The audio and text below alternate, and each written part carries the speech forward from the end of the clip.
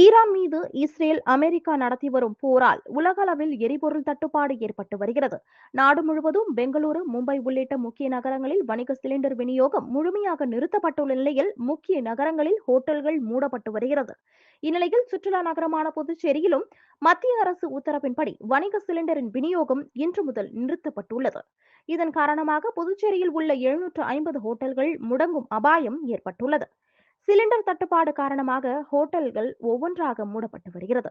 அதேபோல் இன்றிலிருந்து முக்கிய பல ஹோட்டல்களில் உணவு வகைகளின் எண்ணிக்கையும் கணிசமாக குறைக்கப்பட்டுள்ளது. குறிப்பாக மதிய உணவிற்கு ஒரு கூட்டு அல்லது பொரியல் மட்டுமே உணவாக பரிமாறப்படுகிறது. இதேபோல் 99% உணவகங்கள் முழுவதுமாக கேஸ் சிலிண்டர் மட்டுமே நம்பி செயல்படுவதன் காரணமாக உணவு சமைப்பதற்கு மாற்று வழிகள் செயல்படுத்த முடியாத என்கிற நிலையில் புதுச்சேரியில் நாளை முழுவதும் ஹோட்டல்கள் முழுமையாக முடங்கும் என புதுச்சேரி மாநில ஹோட்டல் உரிமையாளர்கள் சங்கம் தெரிவித்துள்ளது.